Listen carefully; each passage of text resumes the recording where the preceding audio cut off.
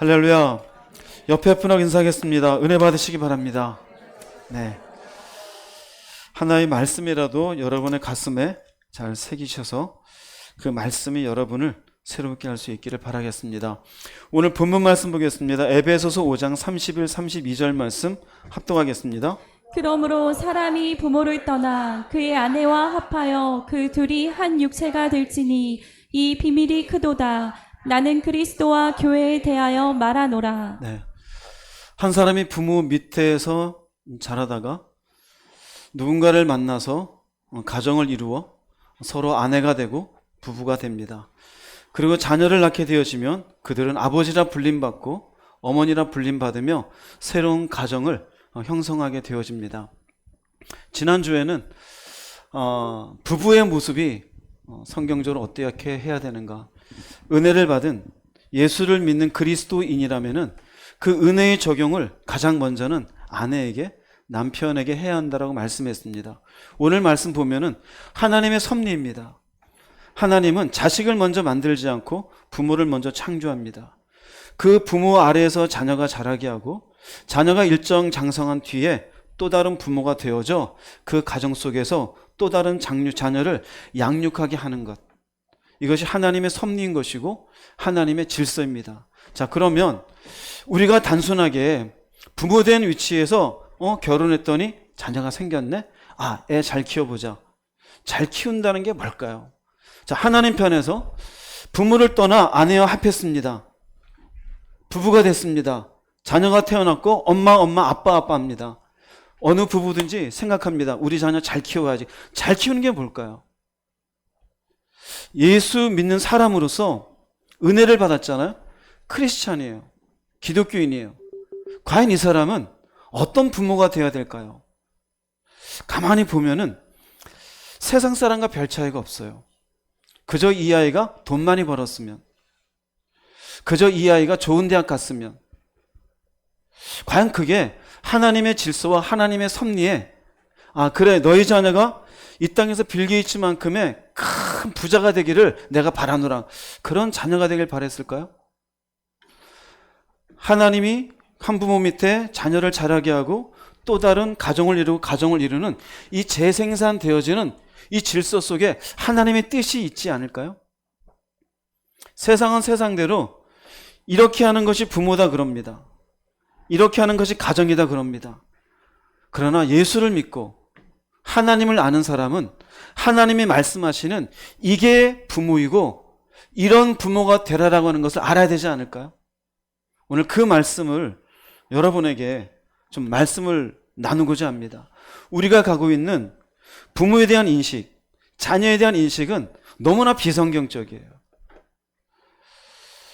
그리스도인의 가정생활에 지난주에 부부의 설교를 끝나고 많은 분들에게 제가 들었던 이야기 중에 하나가, 이런 남편이 되어야 되는 줄 몰랐습니다. 이런 아내가 되어야 되는 줄 몰랐습니다.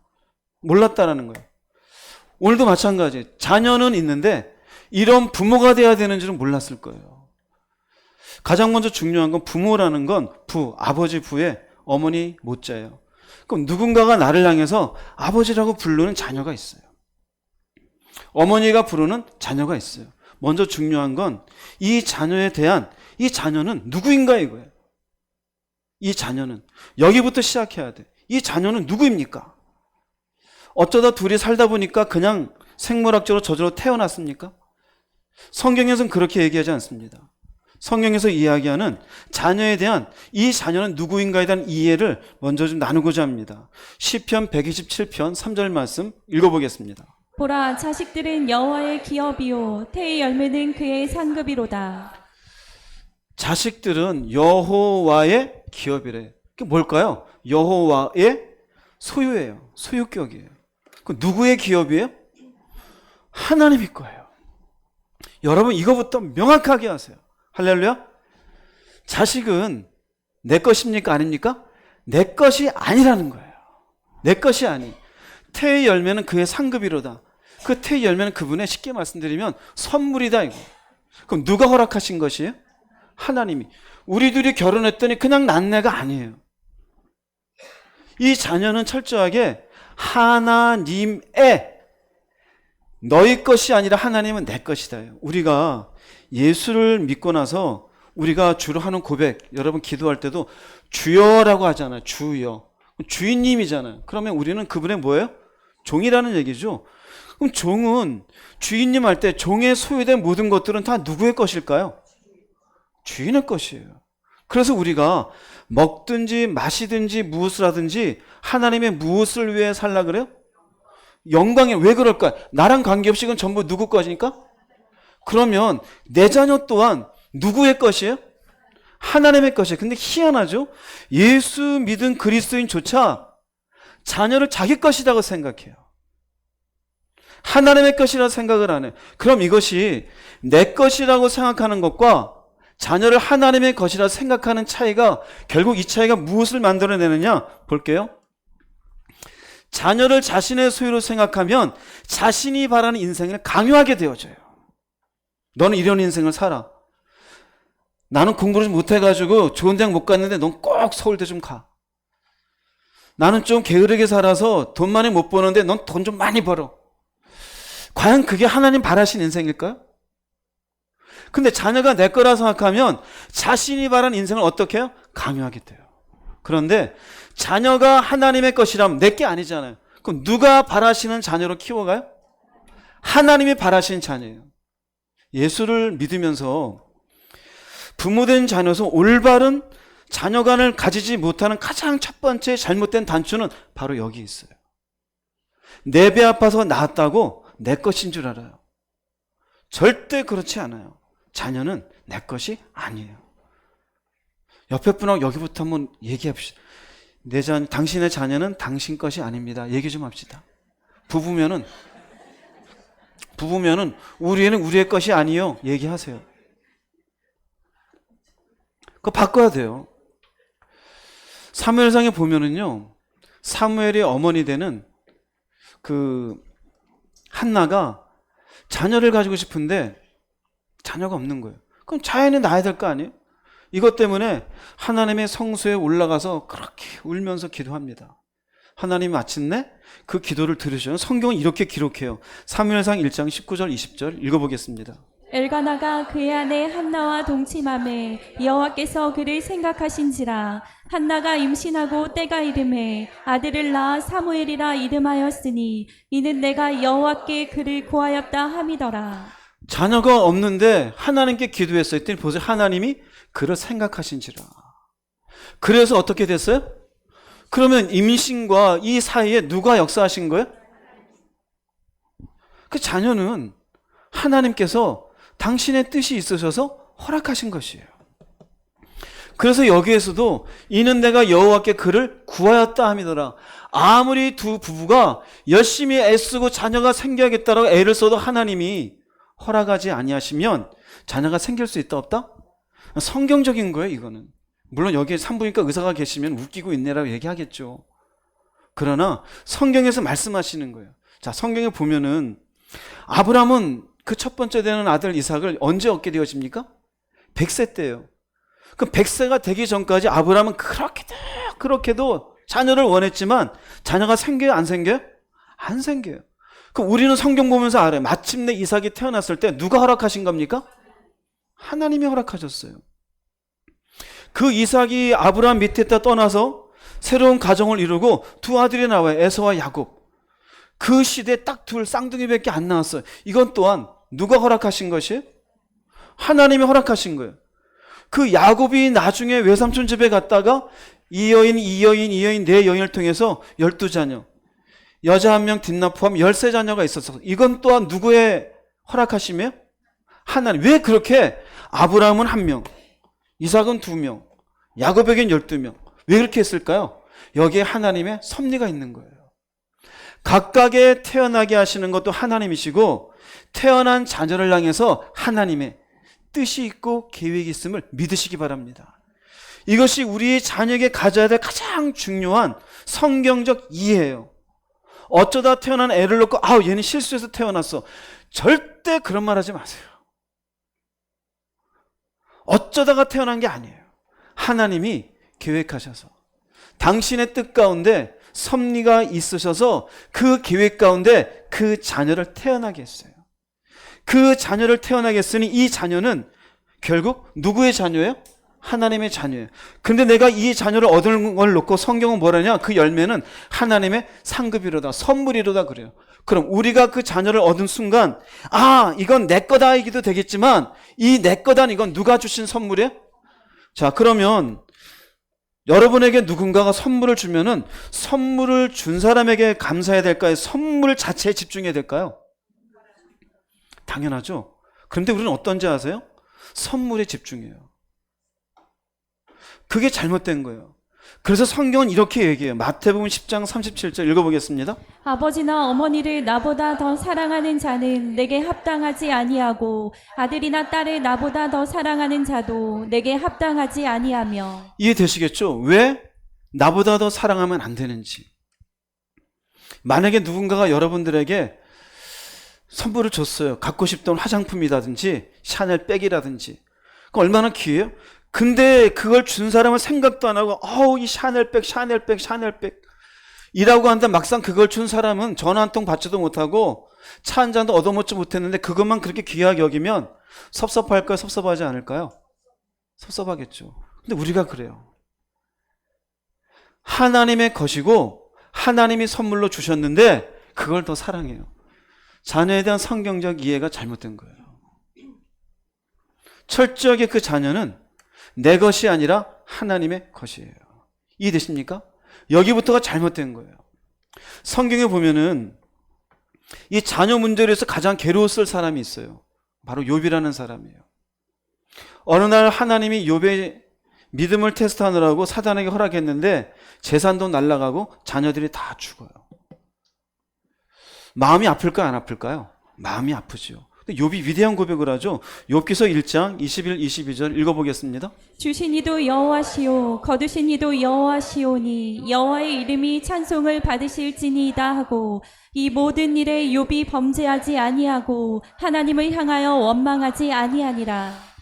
주신 이가 누구예요? 내게 아니다 이거예요. 당신의 것이니 당신이 이제 뜻한 바가 있으셔서 어떻게 했다 이거예요? 거두셨다 이거예요. 근데 만약에 하나님 왜 내 자식을 죽였습니까? 내 자식을. 왜 내가 이렇게 이 자식 때문에 아파야 됩니까? 왜 이렇게 했습니까? 그랬으면 이게 뭐가 되어져요? 범죄래요. 하나님의 자녀가 하나님의 뜻이 있으셔서 당신이 주실 수도 있고 당신이 거두갈 수도 있는 게 이게 범죄하지 않는 것이고 하나님께 원망하지 않는 것이에요. 이게 무슨 의미냐면요. 자녀를 허락하신 것도 자녀를 취하신 것도 하나님의 주권과 섭리 가운데 있음을 고백하는 것이에요. 이해되십니까? 여러분이 예수 안에서 믿음을 가진 뒤에 깨닫는 게 있잖아요. 제 인생을 돌아보니 내가 산 것이 아니라 하나님의 은혜 가운데 살았다고. 그렇죠? 그 은혜라는 게 다양하잖아요. 어떻게 내가 이 시집 안에 태어났는가? 어떻게 내가 그런 가정 가운데 살았을까? 어떻게 내가 그런 환경을 이겨낼 수 있었을까? 이 모든 것 속에 보면은 내 인생의 주권을 누가 갖고 계셨어요? 여러분의 어머님이고 아버지였습니까? 교회 안에 은혜 받은 뒤에 우리 어머니의 은혜로 이렇게 그런 분은 제가 들어본 적이 없어요. 물론 인간적으로 감사할 수는 있죠. 그러나 그 은혜로 태어남부터 지금까지 이렇게 모든 삶을 그렇게는 아니잖아요. 하나님의 주권과 섭리죠. 그럼 우리 자녀도 마찬가지예요. 이 자녀도 하나님의 뜻 가운데 당신의 자녀를 하나님이 키우시고 자라나게 하시고 그분의 섭리 가운데 영광받게 하실 자녀임을 깨달으시기 바랍니다. 할렐루야. 이것부터 여러분들 가이지를 해야 돼요. 지금 이 땅에 자녀가 우상이 된 부모들이 얼마나 많이 있습니까? 우상이에요, 우상. 오냐. 내 새끼 건드리면 선생이라도 그렇게 못 살게 굴고 뭐 한마디 잘못 들으면 대신 가서 엄마 아빠가 싸워주고 자녀가 학교에서 싸웠다고 칼 들고 들어가서 학교에서 난동 부리는 아버지도 있고 이게 도대체 뭔 세상입니까? 뭐 때문에 그래요? 개념이 잘못됐어요. 예수를 믿은 뒤에 우리의 자녀는 결단코 내 것이 아니라는 생각을 뼛속 깊숙이 가지시기 바랍니다. 이것을 철저하게 하나님이 경험시킨 사람이 있어요. 조금 전에 말씀드렸던 아브라함이에요. 아브라함은 100세 때가 돼서야 자녀를 봤어요. 귀해요? 귀하지 않아요? 귀해요. 그런데 어느 날 난데없이 하나님이 이런 명령을 합니다. 창세기 22장 1절 2절 읽어보겠습니다. 하나님이 아브라함을 시험하시려고 그를 부르시되 아브라함아 하시니 그가 이르되 내가 여기 있나이다. 여호와께서 이르시되 내 아들 내 사랑하는 독자 이삭을 데리고 모리아 땅으로 가서 내가 내게 일러준 한 산 거기서 그를 번제로 드리라. 얼마나 귀한 독자 이삭이에요. 그런데요, 번제로 드리래요. 이 번제로 드리는 건 예배 때 여러분들 보셨죠? 그냥 통째로 뭐 하는 거야? 그냥 불살라 버리는 거예요. 쭉 뜯어가지고 내장은 내장대로 그 기름을 툭 불살라 버리는 거예요. 자녀를 그렇게 하는 거 이거 얼마나, 만약에 누가 이러고 있으면 이거 인간입니까? 그쵸? 거의 사이코패스죠? 근데 아브라함에게 이걸 요구해요. 왜 그랬을까요? 왜 요구할까요? 우리는 성경적인 답으로 보면은 이삭을 죽이는 순간 멈추어라. 이제야 네가 하나님을 경외하는 줄 알겠노라. 히브리서 말씀에 의하면은 죽은 자 가운데서라도 살리게 하실 줄을 아브라함 믿었다 그래요. 즉 자신의 자녀이긴 하지만 지금 죽이더라도 하나님이 다시 살아나게 하실 것이다. 그것을 믿었던 아브라함이었어요. 그러나 이것을 경험시켰던, 지금 아브라함 믿음의 조상이잖아요. 경험시켰던 중요한 이유 중에 하나는요, 아브라함에게 이삭이라는 이 자녀가 자기의 소유가 아니라 하나님의 자녀라는 사실을 확인하기를 원했던 거예요. 그 이삭을 향해서 내가 갖고 있는 뜻이 있다 이거예요. 그러니 네 마음대로 뭐 하지 말아라? 자녀를 다루지 말아라. 그 자녀는 내 자녀다. 내가 죽일 수도 있고 내가 살릴 수도 있다. 길게 보자면 결국 하나님의 구원사적인 관점에서 아브람, 아담, 그 이전 아담부터 쭉 해서 결국 예수 그리스도까지 연결되어져야 돼요. 이 긴 역사를 주관하신 하나님이 각각의 그 자녀 잉태하심에 왜 개입하지 않으셨을까요? 개입하셨죠. 그럼 우리의 개인의 인생은 개입하지 않으셨을까요? 개입하셨죠. 우리가 예수를 믿고 성경에서 알게 되는 깨닫는 게 있어요. 태초부터 나를 택하셨다는 사실. 창세 전에 나를 아셨다는 사실. 그러면 여러분의 자녀도 이미 하나님이 아시사 여러분을 통하여 단지 잉태케 하여 출산하게 한 하나님의 자녀임을 꼭 명심하시기 바랍니다. 물론 생김새는 누구를 닮았어요? 날 닮았어요. 그러나 물론 우리 집 애들은 나를 안 닮았던데. 그런데 어쨌든 부모를 닮았어요. 유전자 검사를 하면 뭐 있겠죠. 그 자녀는 겉모습은 부모를 닮았지만 그러나 그의 내면과 그의 영적인 소유권은 하나님에게 있어요. 그럼 하나님은 먼저 우리에게 알려주시는 건, 성경적인 건 이 자녀가 누구인가에 대한 분명한 태도를 먼저 말씀하셔요. 그 자녀는 내 거다. 이 자녀를 향한 나의 뜻이 있다. 그러니 너는 이 자녀를 어떻게 하지 말아라? 함부로 대하지 말아라요. 할렐루야. 그럼 이제 그 다음 두 번째 나오는 게 뭐냐면요, 이 부모가 자녀에 대한 그 역할이 무엇일까?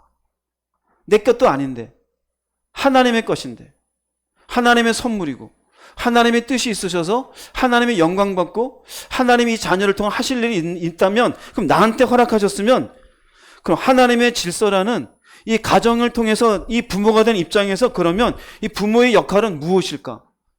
바로 이런 대답이 나와요. 부모는 하나님의 무엇이다? 대리인이에요.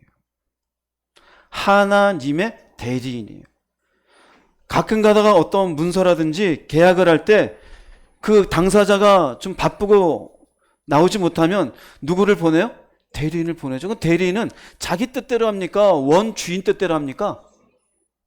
대리인이 원주인과 다르게 슬쩍슬쩍 다른 걸 쓱 삽입을 하면 어떻게 될까요? 그건 잘못된 대리인이에요. 대리인은 철저하게 원주인의 의도를 가지고 가서 그대로, 제가 들었는데요, 주인이 이렇게 하기를 원해요. 그럼 대리인이 말하는 대로 그대로 하는 거예요. 우리가 똑같아요. 우리는 누구의 대리인이에요? 즉 그 말은 내 마음대로 애 키우면 안 돼요. 하나님의 대리인이에요. 즉 첫 번째는요, 우리는 부모라는 존재는 하나님을 대신해서 우리의 자녀를 양육하는 사람이에요. 누구를 대신해서요? 하나님을 대신해서. 하나님을 대신해서. 여기 양육이라는 게 나와요. 양육은 단순하게 밥 먹여주고 잠자리 주는 정도가 양육이 아니에요. 잠언서 22장 6절 말씀 읽어보겠습니다. 마땅히 행할 길을 아이에게 가르치라. 그리하면 늙어도 그것을 떠나지 아니하리라. 아이에게 가르칠 게 많겠죠. 사회에 나가서 바른 인간이 되기 위해서. 한국적이라면은 밖에 나가서 어른들을 만났을 때 인사하는 아이가 되도록, 친구들하고 지낼 때 서로 존중하고 싸우지 않는 아이가 되도록, 뭐 이런 것도 필요하겠죠. 그러나 성경에 나오는, 여기 나오는 마땅히 행할 길은 무엇을 얘기할까요? 무엇을 얘기할까요? 하나님의 백성으로 살아야 될 인생을 얘기하는 거예요. 세속적인 가치에 의해서 마땅히 너는 똑똑한 애가 돼야 돼. 아니에요. 다른 애들 지금 다 영어 유치원 다니니까 마땅히 너는 영어 유치원 가야 돼. 그걸 얘기하는 걸까요? 그런 게 아니에요. 우리가 잘못된 자녀를 양육할 때 세상 얘기를 많이 들어요. 그것의 세속적인 가치로 남들 다 한다고 너도 이거 하고 이거 그게 마땅히 행할 길이에요? 아니에요. 하나님 보시기에 하나님의 백성답게 사는 게 뭔지를 가르쳐라 이거예요. 그게 인생인 거예요. 여기엔 부자가 포함되어 있지 않아요. 여기에는 이 땅에서 장수가 포함된 게 아니에요. 존재적인 인간으로서 어떤 하나님 앞에 존재가 하나님이 기뻐하시는 인생인지를 부모된 너가 뭐 해주어라? 가르쳐주라 이거예요. 이게 하나님이 가정을 통해서 재생산돼야 될 하나님의 백성의 모습인 거예요. 그리스도인으로서 내가 예수를 믿었잖아요. 그럼 부모된 자녀로서 자녀에게는 어떻게 되느냐? 내가 하나님을 섬기는데 너도 하나님을 왜 섬겨야 되는지, 하나님이 누구이신지, 하나님이 어떤 분이신지, 창조를 어떻게 했는지, 학교에서 진화론을 배우고 오면 그거 아니야. 하나님이 세상을 말씀으로 창조했어. 그럼 어떻게 창조한 건데 최소한 설명을 해줘야 될 거 아니에요. 근데 진화론 배우고 와서 수억만 년 전 뭐가 되었고 빅뱅이 되었고 그래 그거 빨리 외워. 그게 뭐 맞는 걸까요? 그게 마땅히 행할 길입니까? 잘못된 거예요. 성경적인 것을 얘기해요. 세상 사람들은 세상의 가치가 중심이에요. 세속적인 가치가 중심이에요. 이 땅에서의 머리가 되고 이 땅에서의 존중받고 이 땅에서 부자가 되는 법을 얘기해요. 그러나 우리는 하나님의 대리인이에요. 그리스도인으로서의 가정생활이잖아요. 예수를 믿고 하나님을 발견한 사람이 자녀에게 마땅히 해야 될 것은 내가 이때껏 헛살았어도 이제 하나님이 누구인지 알았다. 사랑하는 아들아, 사랑하는 딸아, 하나님은 이런 분이야. 너도 이 하나님 앞에 어떻게 살아야 되는지 내가 말해줄게. 이게 부모가 하나님을 대신해서 양육하는 모습이 되어져요. 신명기 31장 13절 말씀 읽어보겠습니다. 너희가 요단을 건너가서 차지할 땅에 거주할 동안에 이 말씀을 알지 못하는 그들의 자녀에게 듣고 내 하나님 여호와 경외하기를 배우게 할지니라. 네, 이 말씀은요, 신명기 31장에 하나님이 모세를 통해서 이스라엘 백성들에게 이 말씀을 알지 못하는 자녀에게 배우게 할지니라. 결국 하나님을 경험하지 못한 2세대, 3세대들에게 듣게 하고 배우게 하라고 가르쳐줘요. 이것으로 인해서 만들어진 게 뭐냐면요, 우리가 보고 있는 모세오경이에요. 창세기, 출애굽기, 레위기, 민수기, 신명기. 왜 기록하게 했을까요? 이것을 양육해 주라 이거예요. 하나님이 어떻게 창조했는지, 어떻게 하나님이 아브라함과 이삭과 야곱을 통해서 믿음의 조상으로 이렇게 이어오게 했는지, 애굽에 종살이하다가 어떻게 나왔는지. 왜 그럴까요? 이렇게 기록해서 이걸 읽게 해서 네 하나님 여호와 뭐하기를? 경외하기를 배우게 하라요. 부자 되는 법을 가르쳐주라가 아니에요. 옆에 분 툭툭 쳐주세요. 졸지 맙시다. 지금 두 사람이 졸고 있어요. 이거 중요합니다.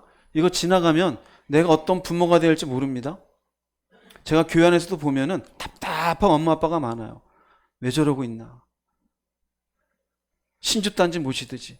이제는 요새 할머니들이 더해요. 할머니들이 또 빨고 닦고 혓바닥에 그냥 침이 없는 것 같아요. 자녀를 앉혀놓고 말씀 가르쳐준 할머니를 제가 본 적이 없어요. 교회 안에서. 물론 집에 가서는 잘하시겠죠. 네. 모세오경을 기록하게 한 거예요. 왜 그럴까요? 인간은 하나님을 경외하는 것이 인생의 첫 번째예요. 잠언서에는 여호와를 경외하는 것이 지혜의 근본이다 그래요. 여러분의 자녀에게 무엇을 가르쳐야 되는지 아세요? 하나님을. 영어 가르쳐주는 게 아니에요. 수학 문제 풀었는지 확인하는 게 아니에요. 네 인생을 누가 주관하는지 아니? 하나님. 공부 못해도 돼. 괜찮아. 네 인생은 하나님이 주관해. 친구들은 막 억울해. 괜찮아. 예수 믿는 사람은 때론 억울하게 살 수도 있어. 근데 그런 걸 모르면 친구가 싸우고 왔다 아버지가 대신 싸우러 가죠. 어느 새끼야. 이 새끼를. 모르는 거예요. 하나님은 철저하게 먼저 당신을 알아가는 백성이 되는 것이 첫 번째였어요.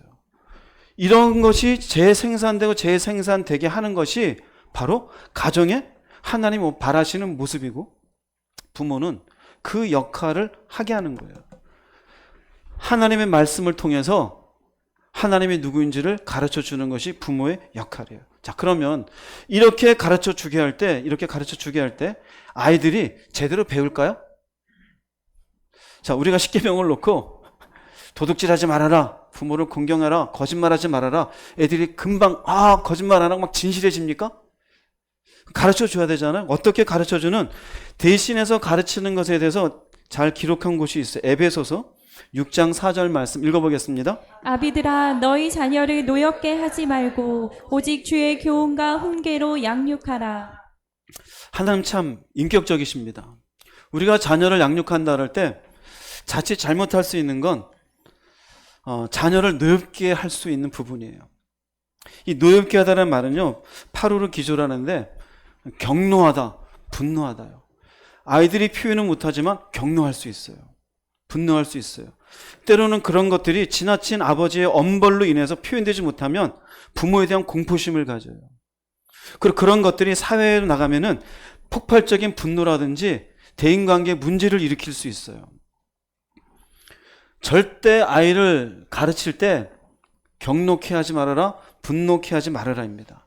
그럼 아이는 왜 도대체 격노하고 분노하느냐? 우리가 자녀를 가르칠 때 조심할 게 있습니다. 크게 세 가지예요. 지나치게 엄한 체벌이에요. 체벌을 하는데 우리가 어느 정도 예상할 수 있는 체벌이 있고 예상이 안 되는 체벌이 있어요. 아버지가 매를 대는데 딱 3대 맞아라? 이건 기대가 돼요. 한 대만, 2대만 참으면 돼요. 그런데 너 오늘 네가 죽고 내가 죽나 보자. 덤벼들고 눈에서 불이 나서 들고 있어요. 혹시 그런 자녀는 빨리 도망가야 돼요. 빨리 도망가요. 그런 순간 그 지나친 엄한 체벌은 언제 끝날지 모르잖아요.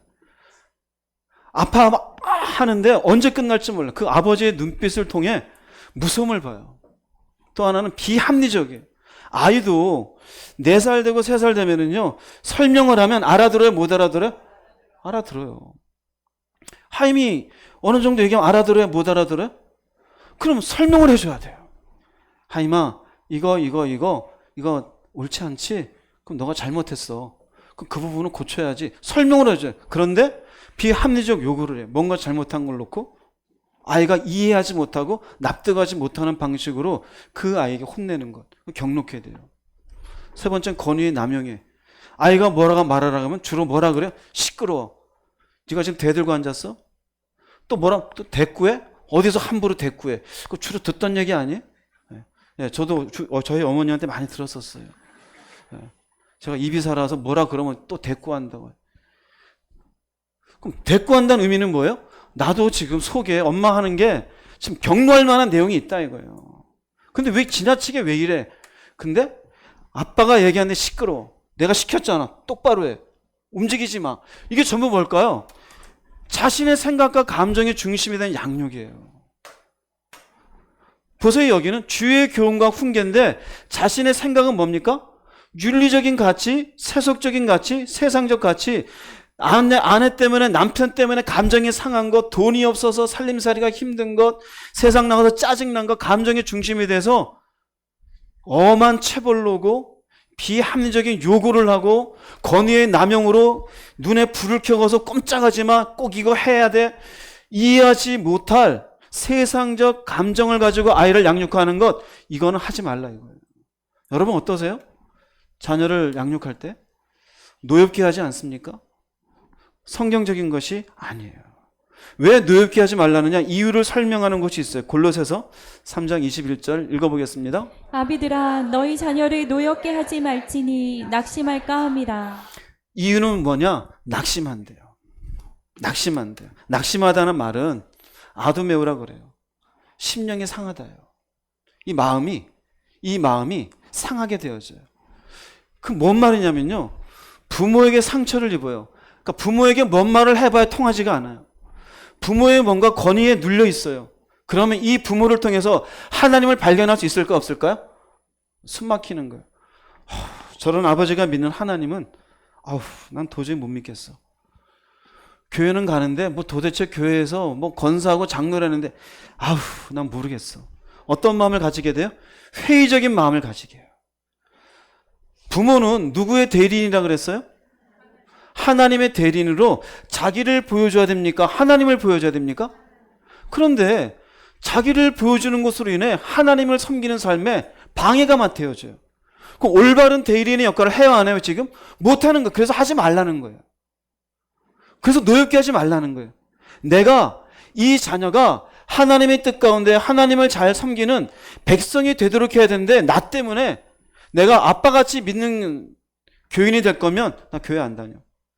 엄마같이 그따구로 교회 다닐 거면 난 교회 안 다녀. 도대체 뭐야 엄마는 맨날? 말은 안 하지만 결국 20살이 되면서 보따리 싸는 자녀들의 대부분은 바로 이래요. 세상적인 방식으로 자신의 감정에만 얽어매여서 자녀에게 권위로, 세상적 방식으로, 비합리적인 방식으로 자녀를 가르치는 것으로 인해 결국 하나님에 대해서까지 회의적인 마음을 가지게 해요. 그러면 우리는 어떻게 자녀를 양육해야 되느냐? 자녀를 노엽게 하지 말고 오직 주의 무엇과 무엇으로? 교훈과 훈계로. 에베소 6장 4절 교훈과 훈계라고 그래요. 두 번째는 교훈과 훈계예요. 여기에 나오는 교훈이란 말은 파이데이아인데요, 교육. 여기에는 징계란 것도 있어요. 훈련시켜요. 동사로 하면은 파이듀스라 그러는데, 왜 이렇게 교육하는? 습관을 들이는 거예요. 습관을 들이기 위해서 주의 교훈으로 징계도 하고 습관을 들이기 위해서 훈련도 시켜요. 훈계는 뭐냐면은요, 누데시아인데 권고하는 거예요. 교정시키는 거예요. 이거 안 돼. 왜 인형 갖고 놀면 안 되는지 알아? 너 인형이 지금 신처럼 돼 있잖아. 성경을 보여주는 거예요. 너 지금 친구하고 싸움 왜 안 되는지 알아? 보여주는 거예요. 권고하는 거예요. 즉 주의 교훈과 훈계로 양육하라는 것은요, 부모는 자녀가 말씀으로 사는 것이 무엇이 되도록? 습관이 되도록 양육해요. 여러분, 신앙생활은 습관이에요. 기도가 왜 어려운지 아세요? 습관이 안 되어서 그래요. 어려서부터 여러분들이 자녀와 함께 기도하는 시간을 가지며 일정한 기도의 시간이 어려서부터 이렇게 몸에 배어있게 되면 나이가 들어서도 기도할 수 있을까 없을까요? 왜요? 습관이 되었기 때문에요. 자녀에게 하나님 앞에 어떤 것이 바르게 사는 것인지를 습관이 될 때까지 어떻게 하냐면 때로는 징계를 해야 돼요. 때로는 권고돼요. 우리에게 조금 상충되는 부분이 있죠. 자녀를 노엽게 하지 말라 그러지 않았느냐? 아니요. 노엽게 한다는 것은 세상적인 방식에 의한 거예요. 이것은 하나님의 말씀 가운데 사는 것으로 인해서 아이가 받아들일 수 있을 만큼의 때로는 매를, 때로는 다그침을, 권고를 해야 되는 것을 의미해요. 먼저 중요한 건 말씀의 말씀. 말씀 가운데 아이들에게 인생이 뭔지, 공부가 뭔지, 나중에 사는 게 뭔지, 죽음이 뭔지 말씀 가운데 얘기해 줘야 돼요. 신명기서 32장 46절 말씀 읽어보겠습니다. 내가 오늘 너희에게 증언한 모든 말을 너희 마음에 두고 너희의 자녀에게 명령하여 이 율법의 모든 말씀을 지켜 행하게 하라. 그 자녀에게 명령하여 이 모든 말씀을 지켜 행하게 하라. 자녀에게 뭐를 양육해 줘야 돼요? 말씀을. 나만 은혜 받는다 끝이 아닌 거예요. 자녀에게 예수님이 누구인지, 아직은 인격적으로 주님을 만나지 못했지만 그 자녀에게 예수님이 누구신지, 하나님이 누구신지 먼저 이해를 시켜주는 거예요. 그러던 어느 날 이해된 말씀을 통해 하나님이 은혜로 베풀어 주시면 그때 인격적으로 주님을 만나게 되어져요. 세상은 온갖 수많은 유튜브를 통해서 이런저런 만화를 통해서 세상의 가치를 쏟아부어 주는데 집에서는 아무것도 말씀으로 양육하는 게 없어요. 그럼 그 자녀가 어느 날 갑자기 하나님을 섬기게 될까요? 그 자녀가 갑자기 기도하겠다고 할까요? 하나님만을 나의 주님이요 나의 주 이렇게 얘기할까요? 안 해요. 왜요? 부모가 가르쳐 준 게 없으니까요. 뭐를요? 말씀 듣고 이 말씀대로 살으라고 얘기해 준 게 없어요. 그리스도인이 되어진 하나님의 사람이 된 부모는요, 반드시 내가 섬기는 그 하나님을 이 자녀에게 가르쳐 줘야 될 책임과 의무가 있는 것이에요. 그 역할을 여러분 부모님들이 잘할 수 있기를 바랍니다. 그리고 이렇게 가르쳐 주면서 안 되는 부분들에 대해서는 징계도 필요한 거예요. 요새는 자녀들에게 징계가 없죠? 징계가 필요해요. 이거 하나님이 우리를 가르치시는 방식이에요. 성경에 나와요. 히브리서 12장 6절 7절 읽어보겠습니다. 주님께서는 사랑하는 자에게 벌을 주시고 그의 아들로 받아들인 자들을 채찍질하신다. 따라서 여러분이 받는 고난을 아버지의 훈계로 알고 견디십시오. 하나님께서는 아버지가 자기 아들에게 벌 주듯이 여러분을 대하시는 것입니다. 아들을 훈계하지 않는 아버지는 어디에도 없습니다. 주님이 사랑하는 자에게, 우리에게요, 그리스도인이에요, 예수를 믿는 사람에게 벌도 주셔요. 그리고 채찍질도 하셔요. 물론 하나님이 직접 채찍을 딱 만들어서 이렇게 때린 건 아니에요. 삶의 여러 가지 고난이에요. 이 고난은 아버지의 훈계로 알고 견디라 그래요. 이게 뭘까요? 하나님이 우리를 양육하는 방법이잖아요. 하나님이 우리를 그렇게 양육했으면 우리도 하나님께 받은 양육 방식대로 아이들에게 어떻게 할까요? 양육을 하는 거예요. 사랑하시기에 우리에게 벌도 주시고 고난도 겪게 하신 하나님이라면 자녀를 사랑한다면 그 자녀가 바른 하나님의 말씀 가운데 하나님을 섬기며 하나님 앞에 습관적인 올바른 믿음의 사람이 될 수 있도록 어떻게 될까요? 징계도 필요하고 매도 필요해요. 할렐루야. 징계도 필요해요. 공부는 잘하는데 하나님은 개떡같이 여겨요. 아이고 이쁘다. 맞아요? 틀려요? 세 사람만 틀립니까? 맞아요? 틀려요? 틀린 거예요. 틀린 거예요.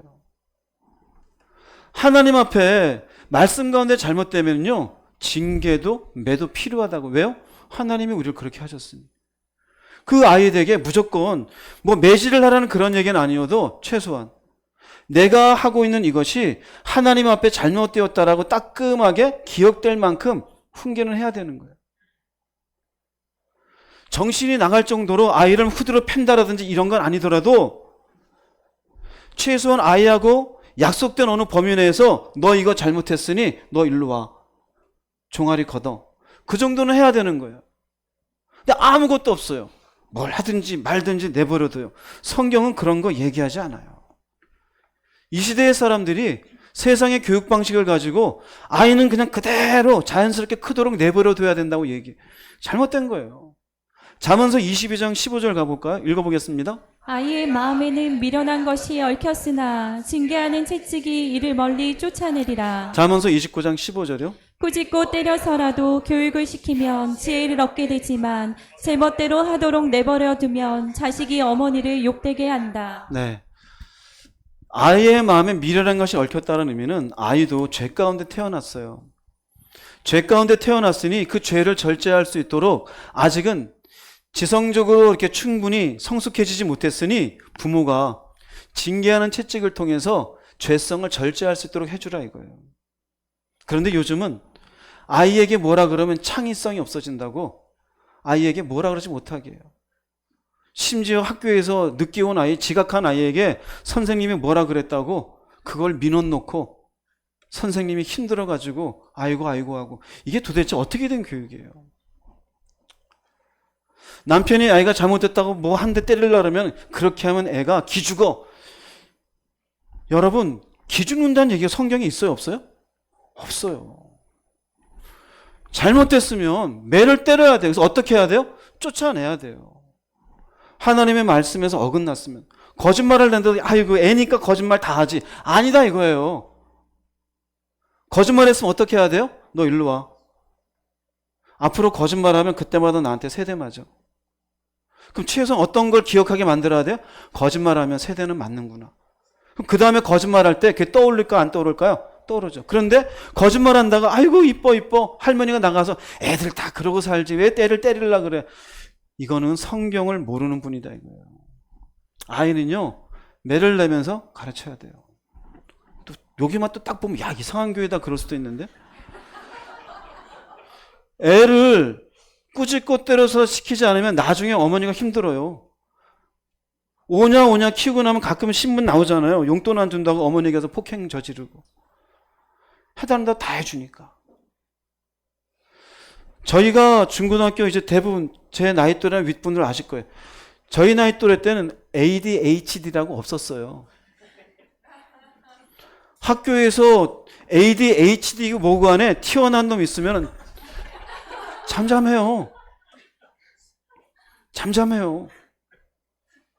근데 지금은 이렇게 징계하는 게 없으니까 아주 뭐 한 반에 몇 명씩이나 나도 ADHD 나도 ADHD 그러니까 던들지 말아라. 이런 애들은 이렇게 교육해야 된다. 전부 뭐가 없어서 그래요?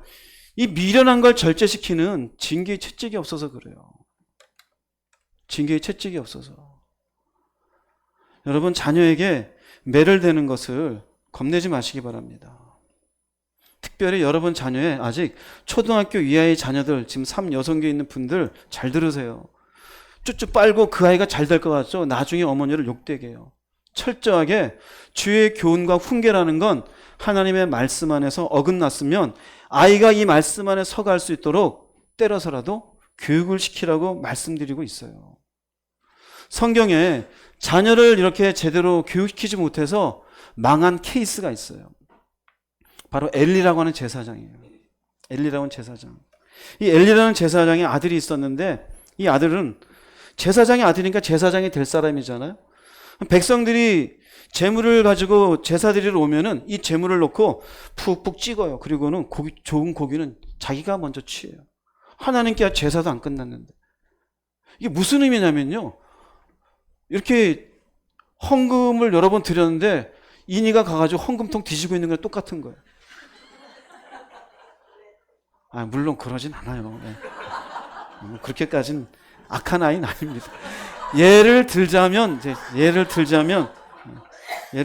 그런 거죠. 근데 엘리의 아들들이 한번 사무엘상 2장 17절 읽어보겠습니다.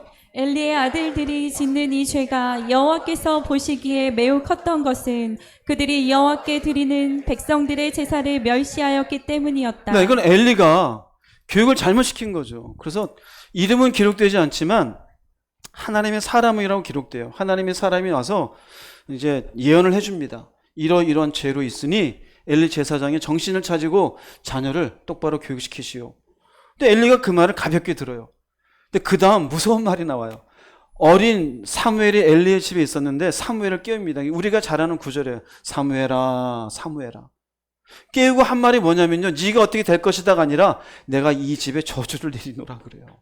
사무엘상 3장 13절 14절 말씀 읽어보겠습니다. 나는 엘리의 아들들이 행하는 악에 대해서 그 가족을 영원히 심판하겠다고 그에게 말해 주었으나 그는 자기 아들들이 저주받을 짓을 계속하는 것을 보고도 그것을 제지하지 않았다. 그래서 나는 엘리 집안의 죄가 재물이나 예물로서는 절대로 용서받지 못할 것이라고 그에게 선언하였다. 하나님이 말씀해 주었는데도 제지하지 않아요. 지금 사무엘이 이 얘기를 엘리에게 똑같이 전해줘요. 그런데 성경에는 엘리가 입 다물고 있어요. 아들에게 얘기하지 않아요. 뭐가 잘못된 거예요? 훈계가 없잖아요. 말씀 안에서 하나님을 제대로 섬기며 경외하는 법을 알려줘야 되는데 경외가 없잖아요. 거짓말을 번득번득하고 하나님의 재물을 자기 마음대로 취함에도 불구하고 아무 말도 안 해요. 가만 두어요. 결국 어떻게 되느냐? 엘리의 아들들은 전쟁터에 나가서 다 죽어요. 그 소식을 들은 엘리는요, 의자에 앉았다가 꼬꾸라져서 목이 꺾여 죽어요. 하나님이 하신 거죠. 왜 그런 겁니까? 교육이 잘못돼서 그래요. 즉 하나님을 대신해서 부모가 어떤 역할을 해야 되는지를 모르는 거예요. 여러분의 자녀가 잘 큰다는 게 무슨 의미예요? 돈 많이 버는 겁니까? 좋은 대학 가는 겁니까? 연예인처럼 막 사람들에게 막 존중받고 막 이름 있는 사람이 되는 겁니까? 그리스도인으로서 여러분의 자녀가 잘 되는 건 여러분의 자녀가 하나님 앞에 저주받을 짓을 안 하는 거예요. 하나님의 말씀 안에서 그분을 잘 섬기는 것이고요. 마침내 그분이 원하신, 그분의 뜻하신 바에 의해서 그분의 섭리 가운데 쓰임받는 인생이 될 수 있다라면 최상이에요. 그 역할을 하는 거예요. 만약에 엘리가 아들들을 잘 제지하고 가르쳤다면 연결이 쭉 됐겠지요. 결국 이것으로 제사장 끝나고 엘리의 아들도 아닌 사무엘이 제사장 역할을 감당하게 되어져요. 왜요? 다 죽었으니까. 교육이 중요해요? 안 중요해요? 중요한 거예요. 즉 부모의 역할이 중요하다 이거예요. 막연하게 세상의 가치를 가지고 우리 애는 우리 자 빼세요. 하나님의 자녀예요. 그 자녀를 통한 하나님의 계획이 있어요. 막연하게 이 자녀가 잘 됐으면 좋겠다가 아니에요. 내가 지금 하나님을 섬기는 것처럼 이 자녀가 하나님을 잘 섬기는 자녀가 되도록 내가 역할을 잘해야지. 할렐루야. 공부시키고 남들 뭐 한다고 해서 따라다니고 그거 하느라고 100만 원, 200만 원씩 갖다 쓰고 그리고 얘기하죠. 우리 집 참 돈이 없어요. 성경을 읽고 가르치는 데는 돈이 들어요? 안 들어요? 5사람만 안 드나 봐요? 돈이 들어요? 안 들어요? 안 들어요. 물론 일정 어느 정도 부분은 부모가 할 부분이 있겠지요. 그러나 성경에서는 첫 번째는 네 자녀가 나를 아는 자녀가 되게 하라예요. 창세기, 출애굽기, 레위기, 민수기, 신명기 쓴 것도 너희 백성이 나를 경외하는 백성이 되게 하기 위해서 이것은 쓰라 이거예요. 네 자녀가 마땅히 행할 거리 무엇인지 가르치는 부모가 되라 이거예요. 내 배 아파 낳았다고 내 새끼고 세상적 가치나 가지고 세속적 가치로 이 아이에게 풍성하게 제공해 주는 게 그리스도인 된 부모의 역할이 아니에요. 돈과 관계없어요. 주님의 마음으로 자녀를 잘 양육하는 좋은 부모가 되기를 주의 이름으로 축복합니다. 두 번째로 내가 하나님의 대리인으로서 하나님 대신 나는 어떻게 해야 되는가? 두 번째, 부모는 자녀에게 하나님을 보여주는 사람이 돼야 돼요. 할렐루야. 누구를 보여준다고요? 우리는 하나님을 만났지만 안 보이잖아요. 그럼 자녀는 나를 통해서 하나님이 누구신지를 간접 경험하는 거예요. 즉 부모는 나를 통해서 간접 경험시킨 뒤에 나중에 이 아이가 인격적으로 하나님을 잘 섬길 수 있는 브릿지, 다리가 되는 거예요. 이 다리가 없으면 이 자녀가 나중에 하나님을 섬기는 방식에 대해서 굉장히 혼선을 겪게 되고 수많은 시간을 또 낭비하게 되어져요.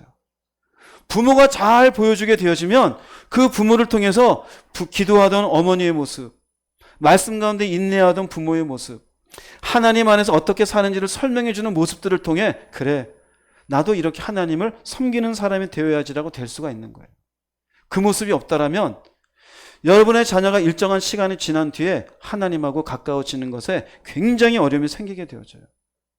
그 문제는 결국 자녀가 믿음이 없어서가 아니라 부모가 제대로 역할을 못했기 때문에 그래요. 신명기서 4장 10절 말씀 읽어보겠습니다. 내가 호렙산에서 내 하나님 여호와 앞에 섰던 날에 여호와께서 내게 이르시기를 나에게 백성을 모으라. 내가 그들에게 내 말을 들려주어 그들이 세상에 사는 날 동안 나를 경외함을 배우게 하며 그 자녀들에게 가르치게 하리라. 호렙산에서 십계명을 받을 때입니다. 하나님이 임재하시죠. 근데 백성들을 모으래요. 왜 그러느냐? 이유는요, 그들이는 그 당시에 광야에 있던 1세대 백성들이에요. 그럼 1세대 백성들이 세상에 사는 날 동안 나를 경외함을 배우게 하며 그들이, 그럼 부모 세대예요.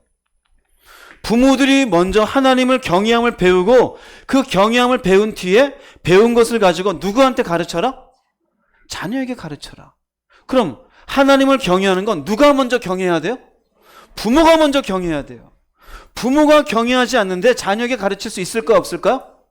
못해요. 부모가 기도할 수 있어야 자녀에게 기도하면 어떤 하나님의 은혜가 있는지를 얘기할 거 아니에요. 기도가 없으면 자녀에게 기도 소리 못해요. 하나님을 두려워하지 않는 부모가 어떻게 하나님을 두려워하라고 말할 수 있을까요? 말할 수가 없어요. 하나님을 잘 섬기면 그 섬김의 은혜 가운데 살아가는 부모가 돼야 왜 잘 섬겨야 되는지를 설명해 줄 수가 있어요.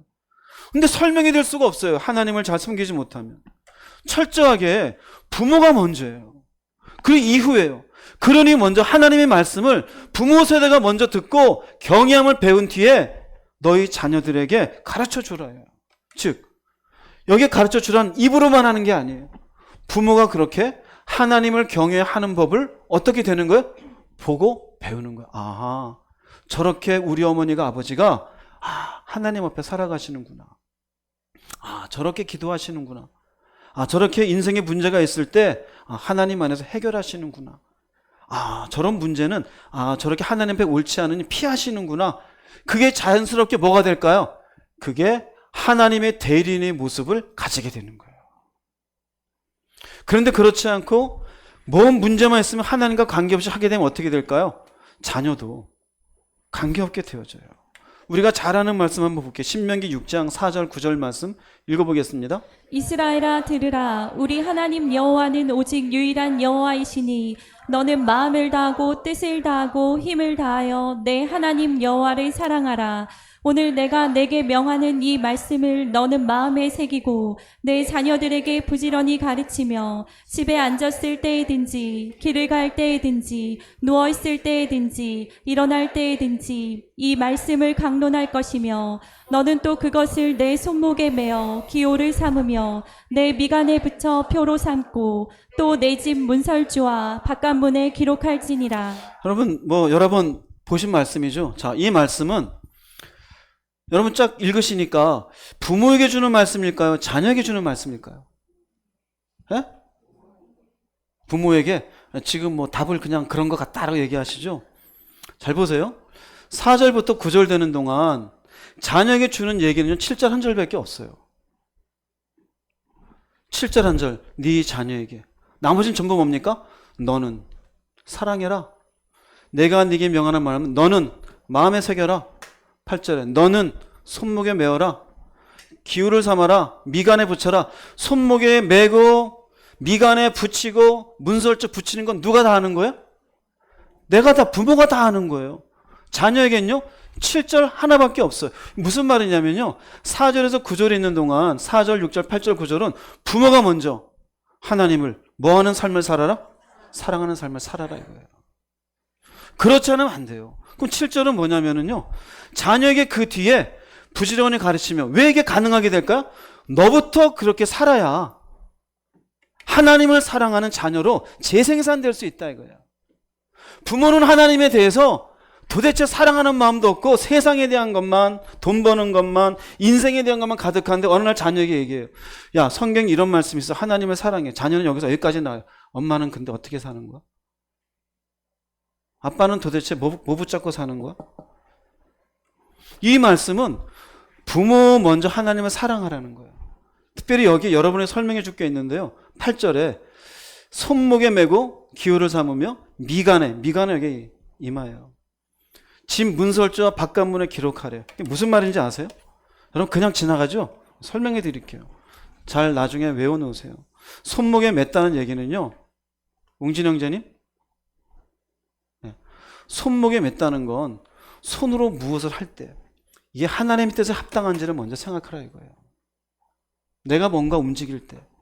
미간에 붙인 건 무엇인가 머리로 결정할 때 이게 하나님의 말씀에 맞는 것인가. 뭐하라? 생각하라 이거예요. 집 문설주는 앞에를 얘기해요. 문지방 얘기해요. 문지방 나갈 때 여기 써놔요. 주 너의 하나님을 사랑하라. 그래. 내가 오늘 하루를 하나님의 사람으로 살아가야지. 바깥문에 써놓은 건 하루 일과를 마쳤어요. 일과를 퇴근하고 들어올 때 여기 또 써있어요. 주 너의 하나님을. 내가 오늘 하나님 앞에 바른 하나님의 사람으로 살았을까? 이게 뭘까요? 너부터 이런 인생을 자녀에게 뭐 해주어라? 보여주어라 이거예요. 할렐루야. 점점 부모된 분들 소리가 자녀주죠. 부모가 먼저 살아야 돼요. 여러분 손목에 메고 있습니까? 생각하고 삽니까? 하루 나갈 때 내가 하나님의 사람으로 오늘 일정을 보내겠다는 마음을 가집니까? 오늘 하루 일과를 마치고 들어오면서 하나님 감사합니다 하면 그러고 들어옵니까? 이렇게 사는 게 자녀에게 보여질까 안 보여질까요? 당연히 보여지죠. 어떻게 안 보여지겠어요? 이렇게 살아가는 부모가 될 때 자녀도 매사에 누구를 생각하는 자녀가 될 수 있다? 이게 재생산이 되는 거예요. 마침내 부모의 역할을 하는 거예요. 똑똑한 자녀, 대학 잘 가는 자녀, 돈 많이 버는 자녀가 아니라 철저하게 신명기에서 있는 말씀처럼 하나님의 은혜 가운데 이 땅에 태어난 하나님의 백성된 자는 마음을 다하고 뜻을 다하고 힘을 다해 하나님을 사랑해야 된다. 이것이 첫 번째인 것을 그 자녀도 마음에 새기고 살아가는 자녀가 될 수 있는 거예요. 부모가 이렇게 살지 않으면요, 결단코 그렇게 못 살아가요. 예수를 믿으면서도 세상적인 방식으로. 내 자식 이쁜 건 다 이쁘죠. 이쁘게 하지 말란 얘기가 아니에요.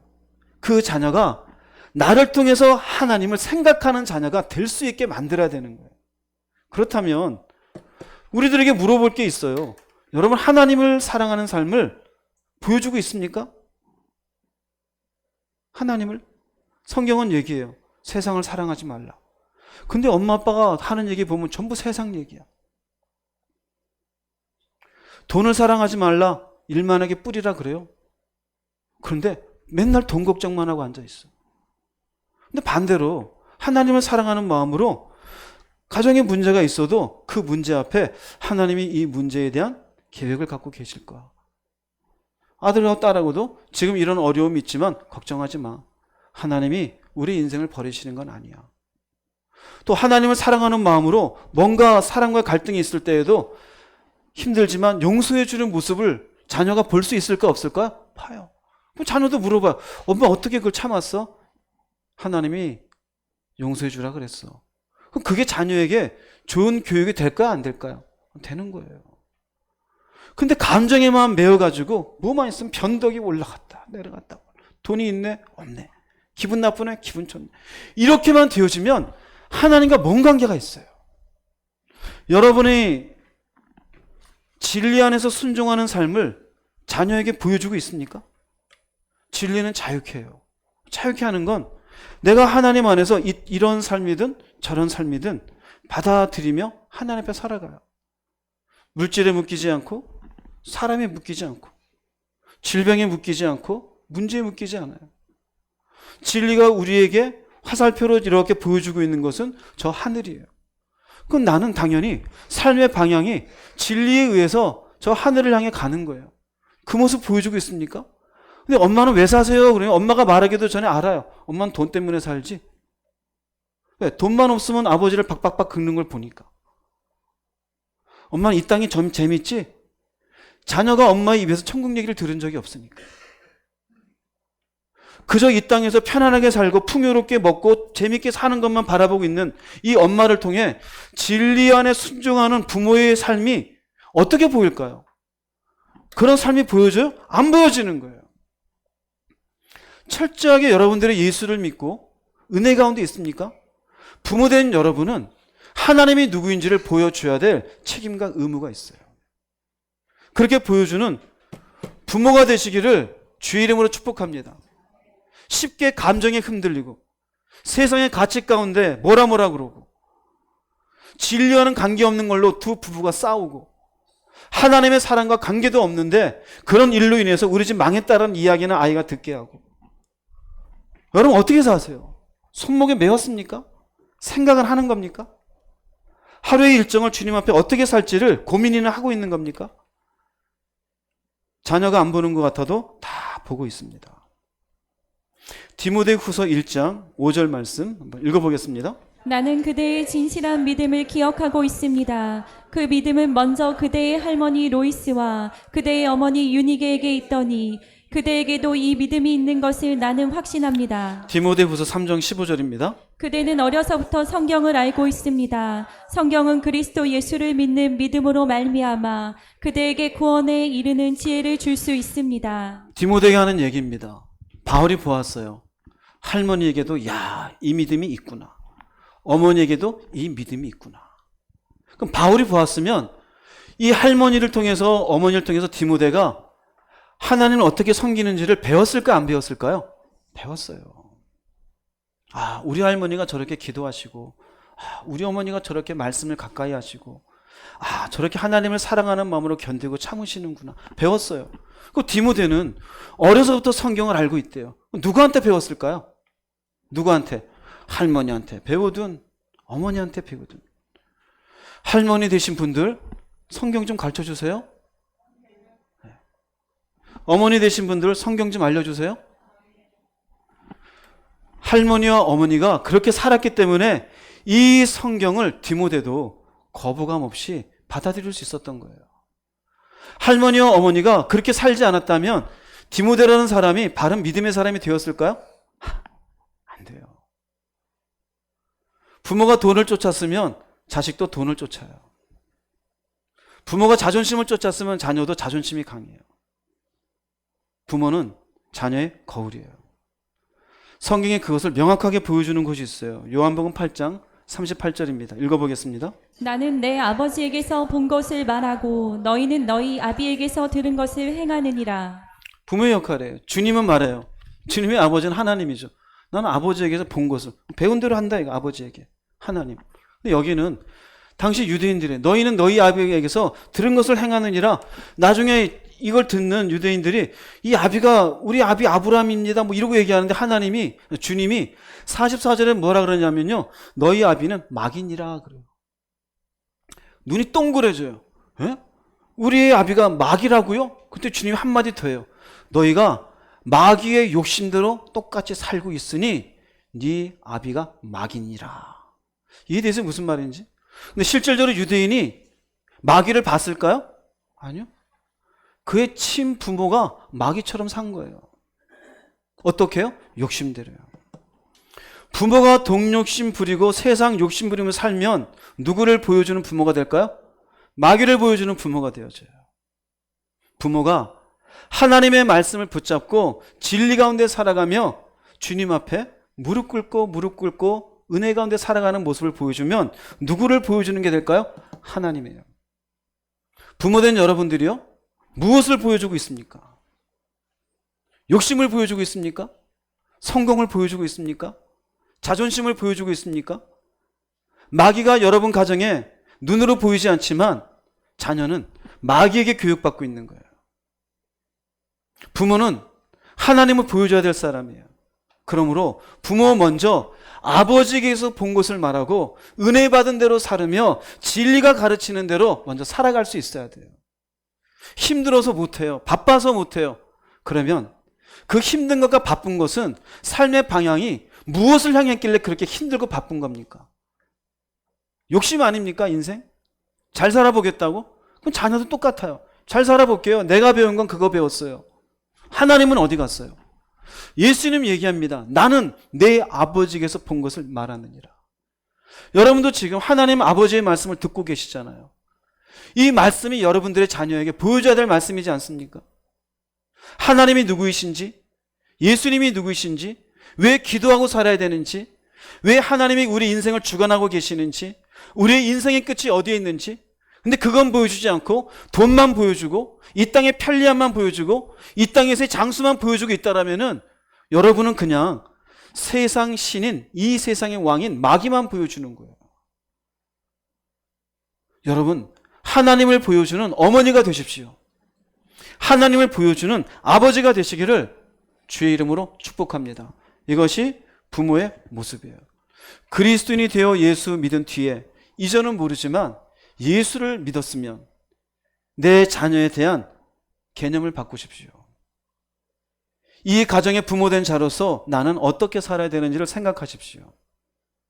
그리고 마침내 여러분을 통해 여러분과 같은 동일한 하나님을 섬기는 또 다른 하나님의 사람이 여러분의 가정에 점점점 성숙이 되어지고 자라는 모습을 주님과 함께 기쁨으로 볼 수 있기를 주 이름으로 축복합니다.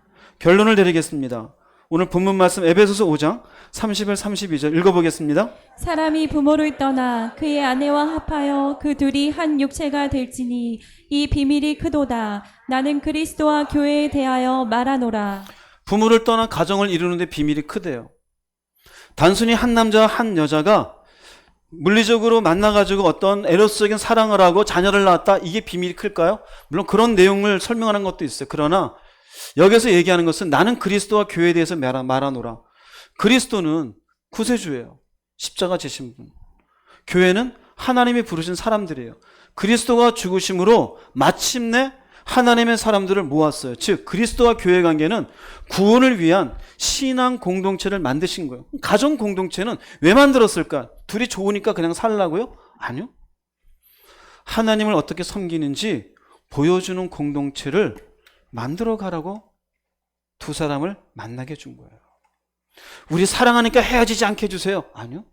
사랑하니 우리 둘을 통해 하나님의 은혜가 이어져 가는 가정이 되게 해 주십시오. 자녀가 생겼으면 두 사람이 손을 잡고 기도하세요. 하나님, 이 자녀에게 우리가 하나님을 어떻게 섬기는지 보여주는 사람이 되게 하여 주시옵소서. 세상은 성공을 향해서 가요. 돈을 향해서 가요. 우리는 하나님을 향해서 사는 존재예요.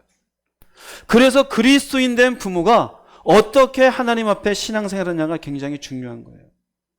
바른 어머니가 되시고 아버지가 되십시오. 여러분의 가정에 하나님이 어떻게 다스리시며 어떻게 섬김받는지를 보여주는 부모가 되십시오. 그게 부모의 역할입니다.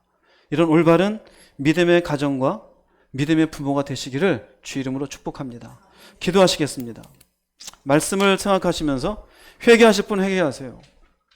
세상 방식으로 그저 이 자녀에게 필요한 것만 공급하고 훈계는 하지 않고 창의성만 생각하고 하나님을 바르게 섬기는 자녀에 대한 생각도 없고 아이에게 뭘 보여주고 있는지 마귀를 보여줬습니까? 회개하세요. 여러분을 통해 여러분의 눈빛을 통해 언어를 통해 하나님을 발견하는 자녀가 되기를 소망할 수 있기 바랍니다. 주님 한번 부르시고 통성으로 기도하겠습니다. 주여